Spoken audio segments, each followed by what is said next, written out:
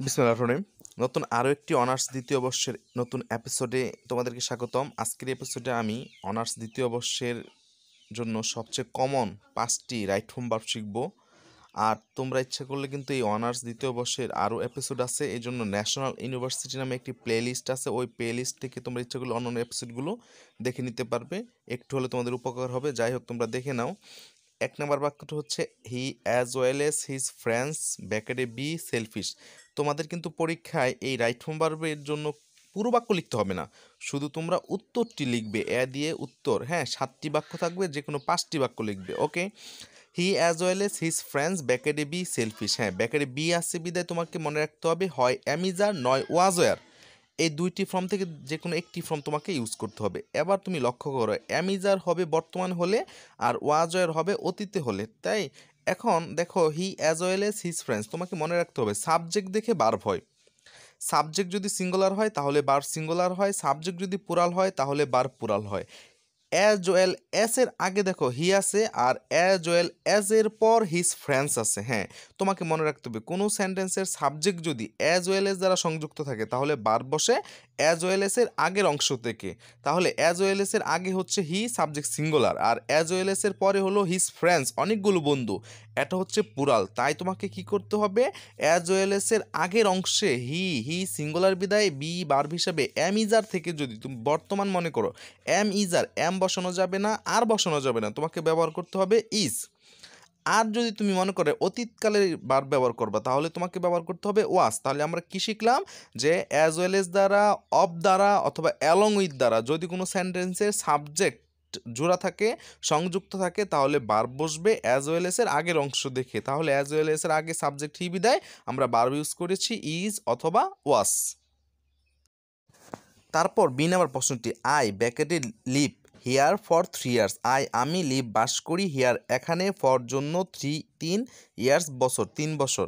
হ্যাঁ, তোমাকে মনে রাখতে হবে যদি ফরের পর অথবা সিন্সের পর সময়বাচক শব্দ থাকে, আবারও বলছি, যদি ফর অথবা সিন্সের পরে সময়বাচক শব্দ থাকে তখন তোমাকে হ্যাভ বিন অথবা হ্যাজ বিনের পর ভার্বের সাথে আইএনজি যোগ করতে হবে। আবারও বলছি, ফর অথবা সিন্সের পর যদি সময়বাচক শব্দ থাকে তখন তুমি হ্যাভ বিন অথবা হ্যাজ বিনের পর ভার্বের সাথে আইএনজি করে দিবা। এবার তোমাকে হ্যাভ বিন হবে না হ্যাজ বিন হবে, এটা ডিপেন্ড করবে সাবজেক্টের হবে। সাবজেক্ট যদি থার্ড পারসন সিঙ্গুলার নাম্বার হয় তখন তুমি হ্যাজ বিন ইউজ করবা, অন্যথায় হ্যাভ বিন ইউজ করবা। আয়ের সাথে হ্যাজ বিন হয় না, আয়ের সাথে কী হয়, হ্যাভ বিন হয়। তাহলে আমরা কি করব, আই হ্যাভ বিনের পর লিভের সাথে আইএনজি করে দিব, লিভিং। আর এটা অনেকেই ভুল করে তোমরা, যে লিভ ই রেখে কিন্তু আইএনজি হবে না, ই বাদ দিয়ে তারপর কি করতে হবে, আইএনজি করতে হবে। তাহলে উত্তর লিখবে শুধু হ্যাভ বিন লিভিং। আর তোমাকে কিন্তু পুরো বাক্য লিখে উত্তর লিখতে হবে না, শুধুমাত্র তুমি উত্তরটি লিখবে। কি লিখবে, হ্যাভ বিন লিভিং। তাহলে এই বাক্য থেকে আমরা কি শিখলাম, ফর অথবা সিন্সের পরে যদি সময়বাচক শব্দ থাকে তখন তুমি হ্যাভ বিন অথবা হ্যাজ বিনের পর ভার্বের সাথে কি যোগ করে দিবে, আইএনজি। আর সাবজেক্টের দিকে কিন্তু অবশ্যই নজর দিবে। সাবজেক্ট যদি থার্ড পারসন সিঙ্গুলার হয়, সাবজেক্ট যদি সিঙ্গুলার হয় তাহলে কিন্তু হ্যাজ বিন হবে, আর অন্যথায় সাবজেক্ট যদি প্লুরাল হয় তখন তুমি হ্যাভ বিন ব্যবহার করবা। তাহলে এই বাক্যের উত্তর হবে হ্যাভ বিন লিভিং। আমি আবারও মনে করিয়ে দিচ্ছি, যদি ফর অথবা সিন্সের পরে সময়বাচক শব্দ থাকে তখন তুমি হ্যাভ বিন অথবা হ্যাজ বিনের পর ভার্বের সাথে কি যোগ করে দিবে, ING. C number, he recently join the club. সে রিসেন্টলি সম্প্রতি যোগদান করা দ্য ক্লাব। ওকে, এই বাক্যটির জন্য তোমাকে মনে রাখতে হবে যদি কোনো বাক্যে recently, already, already, just now ইত্যাদি যদি থাকে তাহলে তোমাকে কি করতে হবে, হ্যাভ অথবা হ্যাজের পরে ভার্ব থ্রি করা লাগবে। আর যদি পেসিভ হয় তাহলে হ্যাভ বিন হ্যাজ বিনের পর ভার্ব থ্রি করা লাগবে। তাহলে আবারও মনে করিয়ে দিচ্ছি, যদি কোনো বাক্যে রিসেন্টলি থাকে, অলরেডি থাকে বা জাস্ট অথবা জাস্ট নাও থাকে তখন তুমি হ্যাভ অথবা হ্যাজের পর ভার্ব থ্রি করবে। এখন হ্যাভ হ্যাজ ডিপেন্ড করবে সাবজেক্টের উপর। সাবজেক্ট যদি সিঙ্গুলার হয়, থার্ড পারসন সিঙ্গুলার হয় তাহলে হ্যাজ হবে, অন্যথায় হ্যাভ হবে। দেখো এই বাক্যে সাবজেক্ট হচ্ছে হি। হ্যাঁ, হি এর সাথে কখনো হ্যাভ বসে না, হি এর সাথে কি বসে, হ্যাজ। হ্যাজ আনার পর কি করা লাগবে, জয়েনের ভার্ব থ্রি। জয়েনের ভার্ব থ্রি কি, জয়েন্ট। এখন জয়েন্টের দুইটি ভার্ব থ্রি করতে পারবা, হয় তুমি টি যোগ করে দিবে, নয় তুমি ইডি করবে। হ্যাঁ, তাহলে আমরা ইডি দ্বারাই করি। তাহলে কি হচ্ছে? Has joint. হ্যাঁ, তাহলে কীভাবে মনে রাখবে? যদি কোনো বাক্যে রিসেন্টলি থাকে, অলরেডি থাকে, জাস্ট থাকে, জাস্ট নাও থাকে, তাহলে হ্যাভ অথবা হ্যাজের পরে বার 3 হয়, তাহলে উত্তর হবে হ্যাজ জয়েন্ট। ডি নাম্বার বাক্যটি, I went back to work, close the door. আমি ওয়েন্ট গিয়েছিলাম, ব্যাক পিছনে, টু ওয়ার্ক কাজে, ক্লোজ বন্ধ করে, দ্য ডোর কাজ কি দরজাটি। যাই হোক, তোমরা দেখো আই সাবজেক্টের পর ওয়েন্ট শব্দটি হচ্ছে ভার্ব, আর ওয়েন্টের পর ব্র্যাকেটে যে শব্দটি এসেছে ক্লোজ শব্দটিও ভার্ব। আর তোমাকে কিন্তু আগেও বলেছি যে এই রাইট ফর্ম ভার্বের ব্র্যাকেটের ভিতর যে শব্দটি আসবে তা অবশ্যই কি ভার্ব।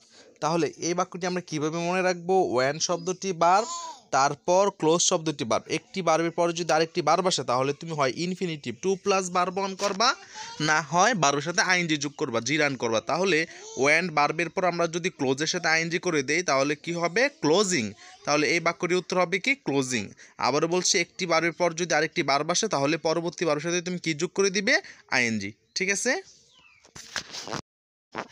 এই নাম্বার বাক্যটি দেখো, I got the work finish. আচ্ছা, আই হচ্ছে সাবজেক্ট, গট হচ্ছে ভার্ব, দ্য ওয়ার্ক কাজ, ফিনিশ হচ্ছে শেষ করা। তোমাকে মনে রাখতে হবে গেট গটের পরে যদি ব্যক্তিবাচক শব্দ এসে তারপরও যদি ভার্ব ব্যবহার করতে বলে তাহলে এটা পজিটিভ ভার্বের কাজ করতে হবে। পজিটিভ ভার্ব হচ্ছে যে ভার্ব অন্যকে দিয়ে কাজ করে। আচ্ছা, আমরা এরকম পজিটিভ ভার্ব হচ্ছে মেক, লেট, হেল্প, গেট, এরকম পজিটিভ ভার্বের এপিসোড আমাদের এই চ্যানেলে দেওয়া আছে। যাই হোক, তোমরা এটা কীভাবে মনে রাখবে? যদি গেট গটের পর ব্যক্তিবাচক শব্দ আসে তখন তোমাকে করতে হবে 2 প্লাস ভার্ব 1, টু ফিনিশ। আর যদি গেট গটের পর বস্তুবাচক শব্দ আসে তখন তোমাকে করতে হবে হচ্ছে ভার্ব 3। তাহলে এই বাক্যে দেখো গটের পর দ্য ওয়ার্ক না এসে যদি ব্যক্তিবাচক কোনো শব্দ আসতো তখন তুমি কি করতা? 2 প্লাস ভার্ব 1, টু ফিনিশ করতা। কিন্তু এখানে দেখো গটের পরে দ্য ওয়ার্ক কাজটি বস্তুবাচক শব্দ, তাই তোমাকে কি করতে হবে? টু ফিনিশ করলে হবে না, তোমাকে কি করতে হবে? ফিনিশের ভার্ব 3, ফিনিশ, ফিনিশড, ফিনিশড। উত্তর হবে ফিনিশ। তাহলে আমরা এই বাক্য থেকে কি শিখলাম? গেট গটের পরে যদি ব্যক্তিবাচক শব্দ আসে তাহলে 2 প্লাস ভার্ব 1 হবে, আর গেট গটের পরে যদি বস্তুবাচক শব্দ আসে তাহলে ভার্ব 3 হবে।